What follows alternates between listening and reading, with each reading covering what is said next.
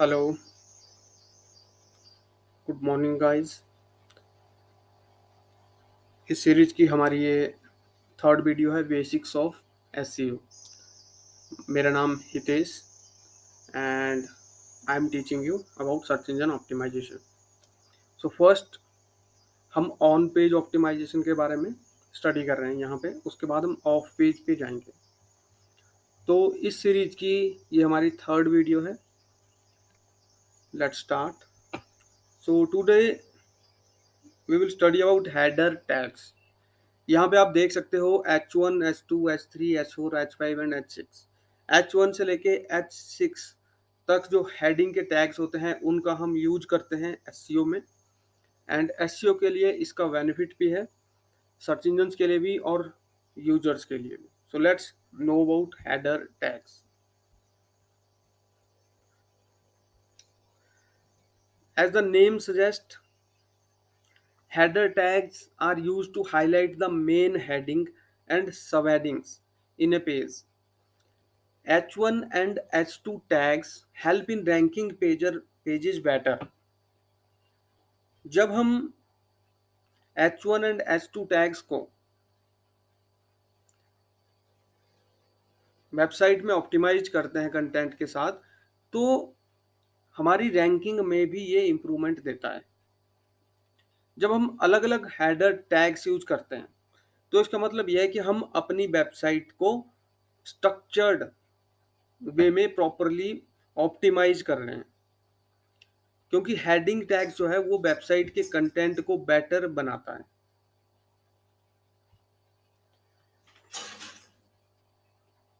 और इससे विजिटर्स यानी कि जो भी लोग हमारी वेबसाइट पे आएंगे और क्रॉलर्स, सर्च इंजन्स के जो प्रोग्राम्स होते हैं वो भी वेबसाइट को इजीली पढ़ पाते हैं कि वेबसाइट किसके बारे में है, और रैंकिंग में हमें हेल्प मिलती है।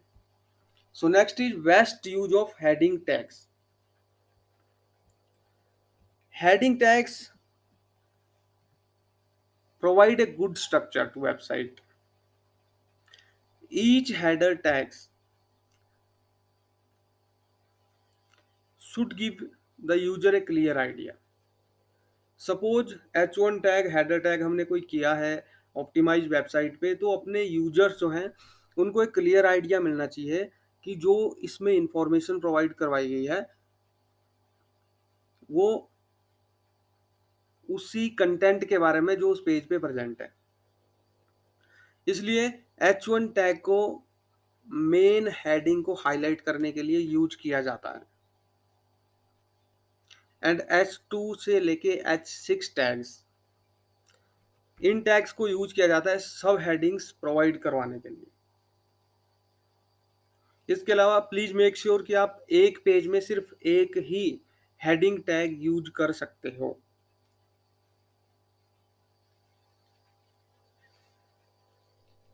इसके अलावा अगर आप H3 टैग या H4 टैग यूज करते हो तो ऐसा नहीं करना चाहिए कि आप H5 टैग यूज कर रहे हो लेकिन आप H3 टैग नहीं यूज कर रहे हो।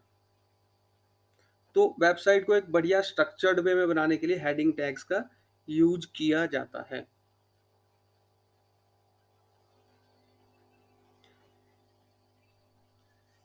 Next, use main keywords in the header.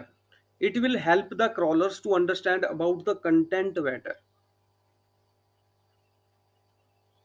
अगर आप अपने हेडर में मेन कीवर्ड्स का यूज करते हो तो आप देखोगे H1 टैग में जो भी लिखोगे वो थोड़ा बड़ा दिखाई देता है, H2 में देखोगे वो थोड़ा छोटा दिखाई देता है, H3 में छोटा छोटा, H6 में बिल्कुल छोटा, लेकिन H6 भी जो नॉर्मल टेक्स्ट होते हैं उनमें से बड़ा दिखता है थोड़ा सा। तो जब हम H1 टैग यूज करते हैं तो वो एक हेडिंग की तरह दिखता है और इससे क्रॉलर्स को भी इजीली वेबसाइट के कंटेंट के बारे में समझने का मौका मिलता है। Use heading tags consistently. Heading tags लोगों की हेल्प करते हैं, यूजर्स की हेल्प करते हैं जो वेबसाइट पे आते हैं आपकी, कि वो नेविगेट कर सकें इजीली। और फॉर बेटर एसईओ ये एडवाइज किया जाता है कि उनको क्रोनोलॉजिकल वे में ही यूज किया जाए, जैसे कि H1 उसके बाद H2 उसके बाद H3 H4 H5 and H6। हालांकि यह कोई डायरेक्ट रैंकिंग फैक्टर नहीं बताया गया है गूगल की तरफ से,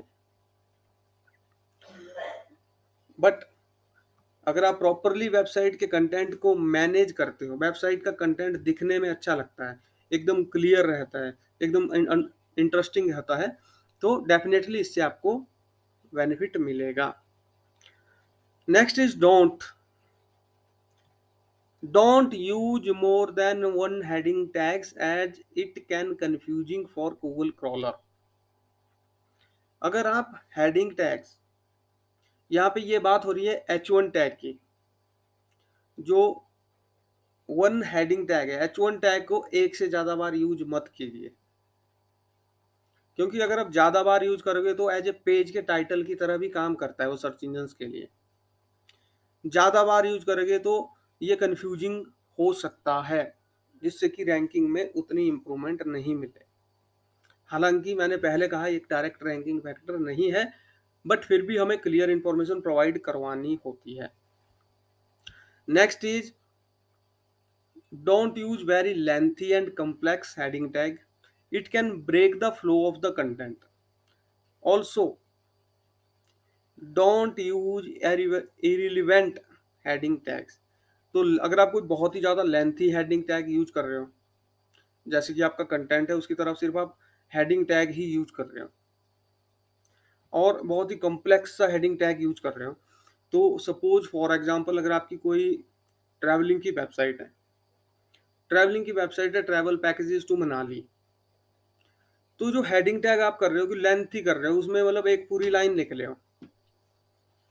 नॉर्मली हेडिंग टैग क्या होगा कि ट्रैवल पैकेजेस टू मनाली या ट्रैवल प्लेसेस टू मनाली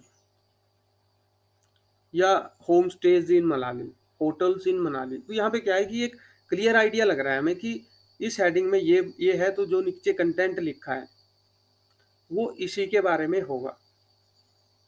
तो बहुत ज़्यादा लेंथी अगर लिखते हो आप तो वो थोड़ा बोरिंग भी होता है, क्योंकि वो बहुत बड़ा बड़ा दिखता है एक तो कंटेंट से।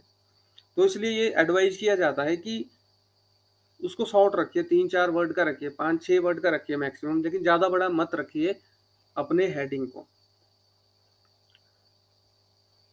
It can break the flow of the content का मतलब यह है कि आपने पूरा पेज लिख लिया है, उसमें हेडिंग आप क्या कर रहे हो कि बीच बीच में डाल रहे हो, अलग अलग हेडिंग डाल रहे हो। तो हेडिंग इस तरीके से डालना है कि वो नेचुरल लगे वहाँ पे, कि यहाँ पे हेडिंग होना ही चाहिए, और जो भी पढ़ रहे हैं आपकी कोई पोस्ट है वो उनको लगे कि ये हेल्प कर रहा है। Also don't use irrelevant heading tags. आपका वेबसाइट का पेज मान लो मनाली का है और अब टैग उसमें यूज कर रहे हो शिमला का।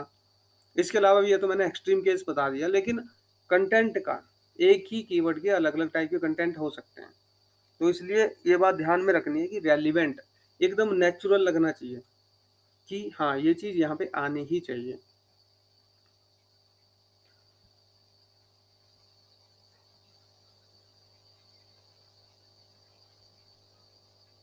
Next is our anchor links.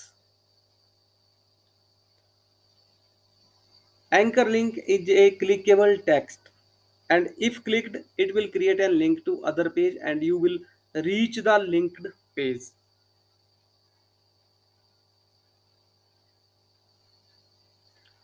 Anchor links जो होते हैं वो एक टेक्स्ट होते हैं जिन पे अगर आप क्लिक करोगे, आप ब्लू कलर में होते हैं, आप बहुत सारे ब्लॉग्स में जाके देखोगे, जब आप क्लिक करते हो तो वो किसी और वेबसाइट पे चले जाते हैं, या क्लिक करते हो तो उसी वेबसाइट के किसी और पेज में चले जाते हैं, या कुछ डाउनलोड करने लग जाते हैं।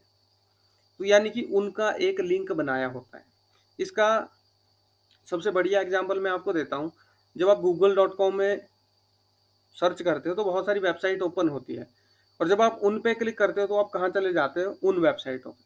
तो वो भी एक टाइप है एंकर लिंक का। इससे आप समझ सकते हो कि एंकर लिंक्स जो होते हैं वो कैसे काम करते हैं।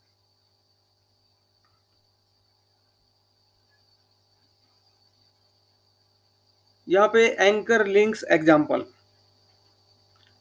जब आप ये वाला कोड अपने वर्डप्रेस एडिटर में डालोगे या आप नोटपैड में डालोगे, HTML कोड है, तो आप देखोगे जब आप एग्जीक्यूट करोगे तो ये यहाँ पे TEST एक ब्लू कलर का बन के आएगा। जब आप उस पर क्लिक करोगे तो वो streamyarn.com पे चला जाएगा।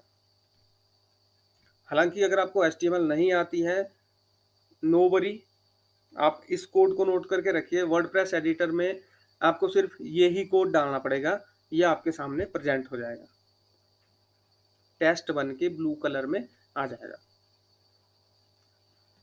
So that's all for this video. इस वीडियो में हमने एंकर लिंक्स के बारे में पढ़ा एंड हेडिंग टैग्स के बारे में पढ़ा, H1 to H6 टैग्स। यहाँ पे जो स्क्रीन में आप देख रहे हो इसी तरीके से यूज किया जाता है और यहाँ पे परफेक्टली बताया गया है कि हेडिंग फॉर H1 टैग बड़ा है, H2 छोटा और H6 सबसे छोटा है। तो आई होप ये चीज आपकी क्लियर है आज। So that's all for this video, thanks for watching. And अगर आप SEO सीखना चाहते हैं तो ये वाली सीरीज ही सफिशियंट है आपके लिए। आप 0 से लेके 100 तक सारी चीज़ें यहाँ पे सीख सकते हो। एक बार सीखने के बाद अपना खुद का स्टाइल आप डेवलप कर सकते हैं।